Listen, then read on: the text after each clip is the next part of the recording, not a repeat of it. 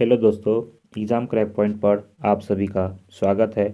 आज का टॉपिक है कोशिका यानी साइटोलॉजी। चलिए देखते हैं आज कोशिका के बारे में। सबसे पहले मृत कोशिका की खोज रॉबर्ट हुक ने 16वीं में की थी। ठीक है, चलिए देखते हैं। आज अपना टॉपिक स्टार्ट करते हैं।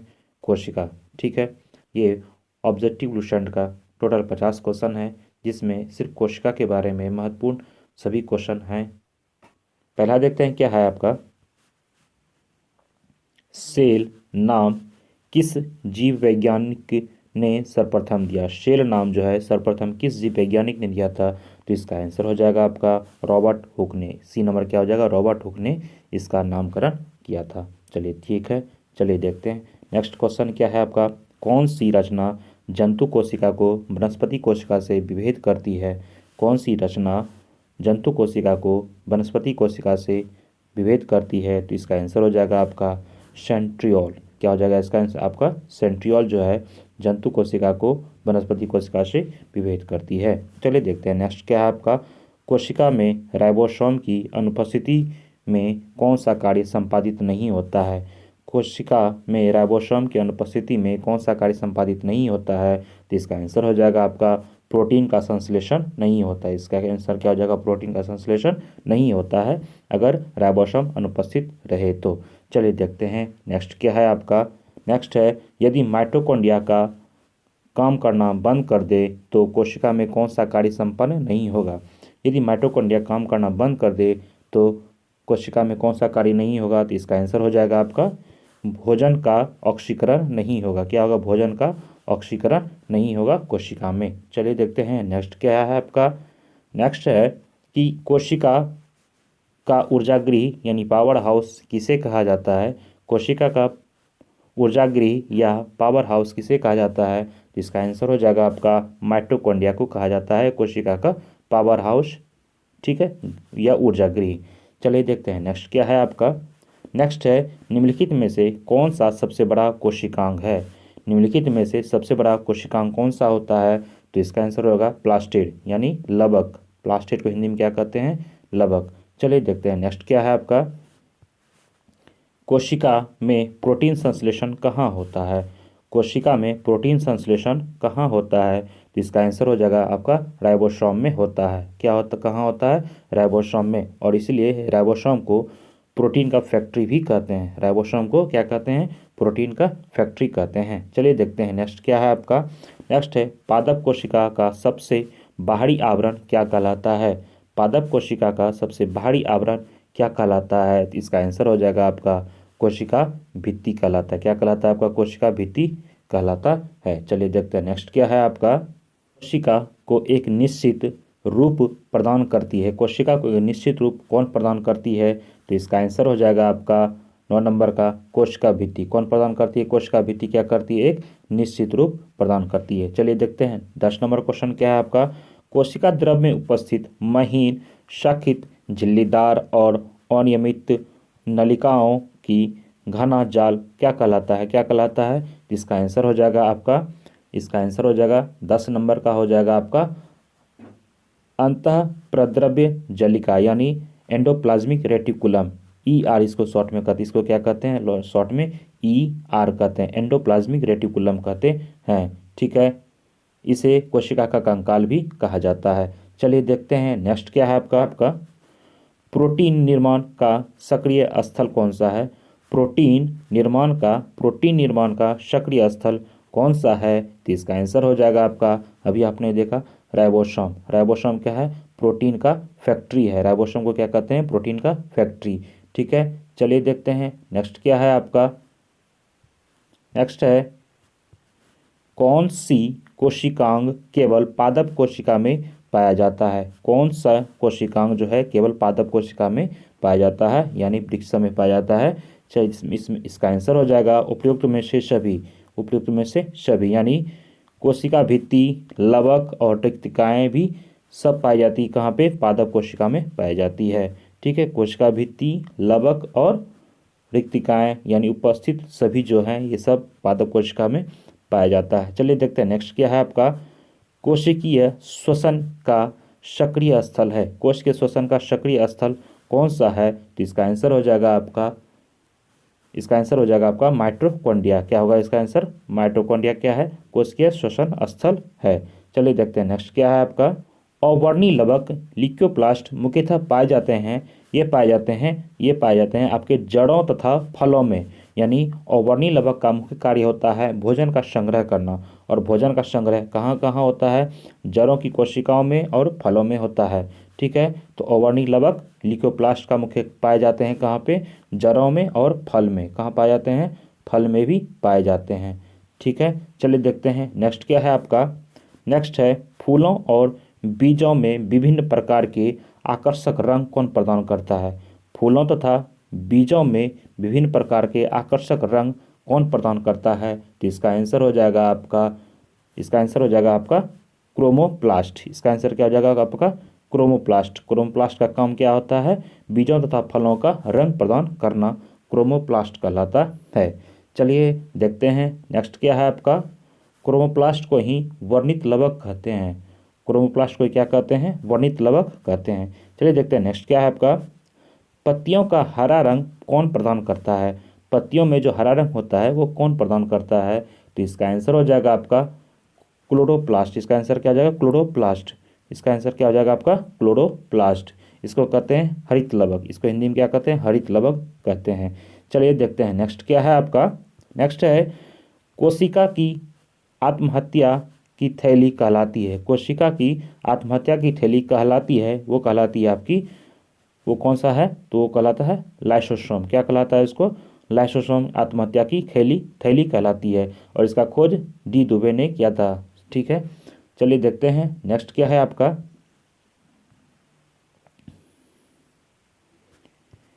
लाइसोसोम में पाए जाने वाला एंजाइम जिससे जीव द्रव को घुला देना या नष्ट कर देने की क्षमता होती है, वह क्या कहलाती है? तो वह कहलाती है हाइड्रोलाइटिक एंजाइम कहलाती है, जो कि लाइसोसोम में पाया जाता है। चलिए देखते हैं नेक्स्ट क्या है आपका।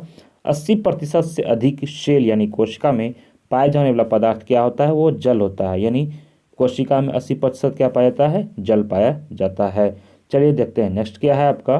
नेक्स्ट है निम्नलिखित में से कौन सी कोशिकांग अंग मुख्य रूप से पाचक एंजाइमों को संहारक के रूप में कार्य करता है? तो संहारक के रूप में जो कार्य करता है वो करता है आपका लाइसोसोम। यानी लाइसोसोम क्या है? संहारक के रूप में कार्य करता है कोशिका के अंदर। चलिए देखते हैं नेक्स्ट क्या है आपका। किसकी उपस्थिति के कारण किसी पादप कोशिका और जंतु कोशिका में अंतर पाया जाता है? किसकी उपस्थिति के कारण किसी पादप कोशिका या जंतु कोशिका में अंतर पाया जाता है? तो इसका आंसर हो जाएगा आपका कोशिका भित्ति। इसका आंसर क्या हो जाएगा आपका? कोशिका भित्ति जो है पादप कोशिका और जंतु कोशिका को अलग करती है। चलिए देखते हैं नेक्स्ट क्या है आपका। गोल्जी मुख्य रूप से कार्य है। गोल्जी का मुख्य रूप से क्या कार्य है? तो इसका आंसर हो जाएगा आपका स्रवी। गोल्जी का मुख्य क्या कार्य है? स्रवी। और गोल्जी की खोज किसने किया था? कैमिलो गोल्जी ने किया था। इसका खोज किसने किया था? कैमिलो गोल्जी ने किया था। चलिए देखते हैं नेक्स्ट क्या है आपका। कोशिका का रसोई घर किसे कहा जाता है? कोशिका का रसोई घर किसे कहा जाता है? तो इसका आंसर हो जाएगा आपका क्लोरोप्लास्ट को कहते हैं। क्लोरोप्लास्ट को कहते हैं कोशिका का रसोई घर, यानी हरित लवक। हरित लवक जो होता है वो कोशिका का क्या होता है? रसोई घर होता है। ये पादप कोशिका में पाया जाता है। चलिए देखते हैं नेक्स्ट क्या है आपका। निम्नलिखित में से कौन सा कार्य चिकने अंतः प्रद्रव्य जलिका द्वारा संपन्न नहीं होती है? यहाँ पे कह रहा है नहीं होती है, तो इसका आंसर हो जाएगा 24 का हो जाएगा आपका प्रोटीन संश्लेषण। प्रोटीन संश्लेषण तो राइबोसोम में होता है, इसलिए प्रोटीन संश्लेषण नहीं होगा। प्रोटीन संश्लेषण राइबोसोम में होता है, और राइबोसोम को प्रोटीन की फैक्ट्री भी कहते हैं। चलिए देखते हैं नेक्स्ट क्या है आपका। नेक्स्ट है माइटोकॉन्ड्रिया की खोज किसने किया था? तो माइटोकॉन्ड्रिया की खोज किया था अल्टमैन ने। किसने किया था? अल्टमैन ने किया था माइटोकॉन्ड्रिया की खोज। चलिए देखते हैं नेक्स्ट क्या है आपका। देखते हैं नेक्स्ट क्या है आपका 26 नंबर। कौन सा अंगक प्रायः जंतु कोशिका में उपस्थित नहीं होते हैं? जंतु कोशिका में उपस्थित नहीं होते हैं, तो इसका आंसर हो जाएगा लवक। ये लवक जो है ये पादप कोशिका में पाया जाता है। ये लवक 3 प्रकार के होते हैं: हरित लवक, वर्णित लवक, अवर्णित लवक। चलिए देखते हैं नेक्स्ट क्या है आपका, नेक्स्ट है लाइसोसोम कार्य करते हैं। लाइसोसोम जो कार्य करते हैं, लाइसोसोम कार्य करते हैं, तो इसका आंसर हो जाएगा आपका अंतः कोशिका पाचन में। अंतः कोशिका पाचन में कार्य करते हैं कौन, लाइसोसोम। चलिए ठीक है, चलिए देखते हैं नेक्स्ट क्या है आपका, कोशिका भित्ति यानी सेल वॉल होती है। कोशिका भित्ति यानी सेल वॉल जो पाई जाती है, ये इसका होती है, ये पारगम्य होती है। क्या होती है, पारगम्य होती है कोशिका भित्ति। चलिए देखते हैं नेक्स्ट क्या है आपका, माइटोकॉन्ड्रिया का भीतरी वलय कहलाता है। माइटोकॉन्ड्रिया का जो भीतरी वलय है वह क्या कहलाता है, तो इसका आंसर हो जाएगा क्रिस्टी। क्या कहलाता है इसका, माइटोकॉन्ड्रिया का भीतरी वलय क्या कहलाता है, क्रिस्टी कहलाता है। ठीक है, चलिए देखते हैं नेक्स्ट क्या है आपका, नेक्स्ट है, चलिए देखते हैं नेक्स्ट क्या है आपका, माइटोकॉन्ड्रिया किसमें अनुपस्थित होते हैं। माइटोकॉन्ड्रिया किसमें अनुपस्थित होते हैं, तो ये जीवाणु में क्या होते हैं, अनुपस्थित होते हैं माइटोकॉन्ड्रिया। चलिए देखते हैं नेक्स्ट क्या है आपका, नेक्स्ट है आपका जीव द्रव प्रोटोप्लाज्म शब्द का प्रयोग सर्वप्रथम किसने किया था। जीव द्रव प्रोटोप्लाज्म जो है यह शब्द सर्वप्रथम किसने प्रयोग किया था, तो इसका आंसर हो जाएगा आपका 31 का पुरकिंजे ने किया था। किसने किया था, पुरकिंजे ने जीव द्रव शब्द का प्रयोग सर्वप्रथम किया था। चलिए देखते हैं नेक्स्ट क्या है आपका, जीव द्रव जीवन की भौतिक आधार है, यह किसका कथन है, तो यह हक्सले का है। ये किसका कथन है, यह कथन है हक्सले का है। ठीक है, चलिए देखते हैं नेक्स्ट क्या है आपका, नेक्स्ट है डीएनए के द्विहेलिक्स प्रारूप को पहली बार किसने प्रस्तावित किया था। डीएनए के द्विहेलिक्स प्रारूप को पहली बार किसने प्रस्तावित किया था, तो इसका आंसर हो जाएगा आपका वाटसन एवं क्रिक ने किया था। वाटसन एवं क्रिक ने किया था द्विहेलिक्स का प्रतिपादन, ठीक है, प्रस्तावित किया था। चलिए देखते हैं नेक्स्ट क्या है आपका, न्यूक्लियस या केंद्रक। न्यूक्लियस या केंद्रक, केंद्रक को इंग्लिश में कि न्यूक्लियस कहते हैं। न्यूक्लियस की खोज सर्वप्रथम किसने की थी, न्यूक्लियस की खोज सर्वप्रथम किसने की थी, तो इसका आंसर हो जाएगा आपका 34 का हो जाएगा रॉबर्ट ब्राउन ने किया था। किसने किया था, रॉबर्ट ब्राउन ने किया था। ठीक है, रॉबर्ट ब्राउन ने किया था। न्यूक्लियस को कोशिका का दिमाग भी कहा जाता है, यानी ब्रेन भी कहा जाता है, और न्यूक्लियस का खोज किसने किया था, रॉबर्ट ब्राउन ने किया था। चलिए देखते हैं नेक्स्ट क्या है आपका, नेक्स्ट देखते हैं क्या है, कोशिका की क्रियात्मक गतिविधि नियंत्रण होती है, ये होता है केंद्रक के द्वारा होती है। किसके द्वारा होता है, केंद्रक के द्वारा, क्योंकि इसे क्या कहते हैं, कोशिका का दिमाग या ब्रेन कहते हैं, और इसका खोज किसने किया था, रॉबर्ट ब्राउन ने किया था। ठीक है, चलिए देखते हैं नेक्स्ट क्या है आपका, नेक्स्ट है कि गुणसूत्र शब्द का प्रयोग सर्वप्रथम किया था। गुणसूत्र शब्द का प्रयोग जो है सर्वप्रथम किसने किया था, ये किया था आपका 36 नंबर का हो जाएगा आपका वॉल्टेयर ने। किसने किया था, वॉल्टेयर ने गुणसूत्र शब्द का प्रतिपादन किया था, वॉल्टेयर ने। चलिए देखते हैं नेक्स्ट क्या है आपका, अंतः प्रद्रव्य जलिका यानी एंडोप्लाज्मिक रेटिकुलम की खोज सर्वप्रथम किसने की थी।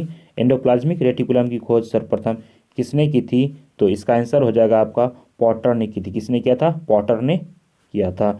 चलिए ठीक है, चलिए देखते हैं नेक्स्ट क्या है आपका, इलेक्ट्रॉन सूक्ष्मदर्शी। इलेक्ट्रॉन सूक्ष्मदर्शी की खोज किसने किया था, इलेक्ट्रॉन सूक्ष्मदर्शी की खोज किसने किया था, तो इसका आंसर हो जाएगा नॉल एवं रुस्का ने किया था। इसका आंसर क्या हो जाएगा, नॉल एवं रुस्का ने इलेक्ट्रॉन सूक्ष्मदर्शी की खोज की थी।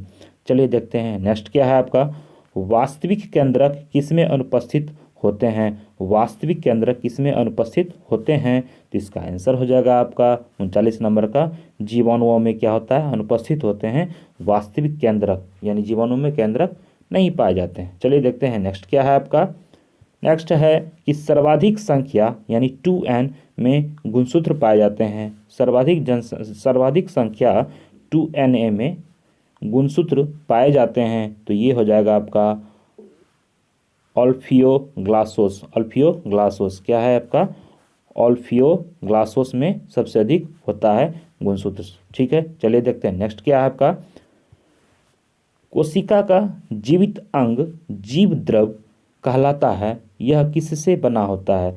कोशिका का जीवित अंग जीव द्रव कहलाता है, यह किससे बना होता है, तो इसका आंसर डी नंबर हो जाएगा आपका कोशिका द्रव, केंद्रक द्रव्य एवं अन्य कोशिकांग के द्वारा मिलकर बना होता है। इसका आंसर क्या हो जाएगा, डी नंबर। चलिए देखते हैं नेक्स्ट क्या है आपका, नेक्स्ट है कोशिकीय का आणविक जीव विज्ञान केंद्र कहाँ है?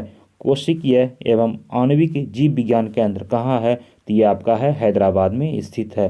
चलिए देखते हैं नेक्स्ट क्या है आपका। नेक्स्ट है निम्नलिखित में से सबसे छोटी कोशिका कौन सी होती है? तो सबसे छोटी कोशिका होती है माइक्रोप्लाज्मा की। सबसे छोटी कोशिका किसकी होती है? माइक्रोप्लाज्मा की। चलिए देखते हैं नेक्स्ट क्या है आपका। नेक्स्ट है कोशिका के बारे में निम्नलिखित में से कौन सा कथन सही नहीं है? यहाँ पे नहीं कह रहा है तो इसका आंसर डी नंबर हो जाएगा। ये सही नहीं है। तो सही कौन कौन सा है देख लेते हैं। इसमें है कोशिकाओं के आकार और अमाप विशिष्ट कार्य से संबंधित होते हैं, ठीक है। और दूसरा है कुछ कोशिकाओं में बदलते आकार होते हैं, ये भी सही है। प्रत्येक कोशिका में निष्पादन की अपनी क्षमता होती है, ठीक है। ये सभी सत्य हैं। ये सभी क्या हैं? सत्य हैं। और ये डी नंबर क्या है? ये असत्य है। चलिए देखते हैं नेक्स्ट क्या है आपका। निम्नलिखित कोशिका अंगों में कौन सा अर्धपारगम्य है? कौन सा अंग का जो है अर्धपारगम्य है कोशिका के अंग में? तो इसका आंसर हो जाएगा आपका 45 नंबर का हो जाएगा आपका 1 नंबर कोशिका झिल्ली। क्या होता है इसका आंसर? क्या हो जाएगा? कोशिका झिल्ली जो है वो अर्धपारगम्य झिल्ली है, ठीक है। और कोशिका झिल्ली क्या है? पारगम्य झिल्ली है, उस समय देखे थे। चलिए देखते हैं नेक्स्ट क्या है आपका। नेक्स्ट है निम्नलिखित पोषकों में से कौन सा एक पौधे का कोशिका भित्ति का भी एक संरचनात्मक घटक है? निम्नलिखित पोषकों में से कौन सा एक पौधे का कोशिका भित्ति का एक संरचनात्मक घटक है? तो इसका आंसर हो जाएगा आपका कैल्शियम। क्या है ये? वो कैल्शियम जो है संरचनात्मक घटक है, संरचनात्मक घटक है। चलिए देखते हैं नेक्स्ट क्या है आपका। नेक्स्ट है न्यूक्लियस के बाहर डीएनए कहाँ मिलते हैं? न्यूक्लियस के बाहर डीएनए कहाँ मिलते हैं? तो इसका आंसर हो जाएगा आपका माइटोकॉन्ड्रिया में मिलते हैं। कहाँ मिलते हैं? माइटोकॉन्ड्रिया में मिलते हैं न्यूक्लियस के बाहर डीएनए। चलिए देखते हैं नेक्स्ट क्या है आपका। नेक्स्ट है निम्नलिखित में से किस कोशिकांग में लाइसोसोम बनता है? कहाँ बनता है लाइसोसोम? यहाँ पे कह रहा है निम्नलिखित में से किस कोशिकांग में लाइसोसोम बनता है? तो इसका आंसर हो जाएगा आपका गोल्गी काय में। गोल्गी काय में बनता है लाइसोसोम बनता है। चलिए देखते हैं नेक्स्ट क्या है आपका। नेक्स्ट है निम्नलिखित में से कौन सा कोशिकांग है जो प्रोकैरियोटिक कोशिका में नहीं पाया जाता है? जो प्रोकैरियोटिक कोशिका में नहीं पाया जाता है, तो इसका आंसर हो जाएगा आपका माइटोकॉन्ड्रिया। माइटोकॉन्ड्रिया नहीं पाया जाता है, प्रोकैरियोटिक कोशिका में नहीं पाया जाता है। ये इस वीडियो का लास्ट क्वेश्चन है, देखते हैं क्या है। एक इमारत में ईंट जीवों में डैश के समान है, तो इसका आंसर क्या हो जाएगा आपका 1 नंबर कोशिकाओं। कोशिकाओं क्या करते हैं? हमारे शरीर में ईंट का निर्माण ईंट के तरह कार्य करते हैं। जिस तरह इमारत में ईंट लगते हैं इमारत बनने में, उसी तरह जीवों में क्या है? कोशिका क्या है? ईंट के समान है, ठीक है। ये इस वीडियो का लास्ट क्वेश्चन था। अगर ये वीडियो आपको अच्छी लगी हो तो हमारे चैनल को सब्सक्राइब करें और बेल आइकन को दबाएं, ताकि हम जो भी वीडियो डालें उसका नोटिफिकेशन आपको मिल सके। अब लगातार मैं बायोलॉजी के ही क्वेश्चन डालता रहूँगा, ठीक है। आप हमें सपोर्ट करें। आपका बहुत बहुत धन्यवाद। वाचिंग के लिए थैंक यू।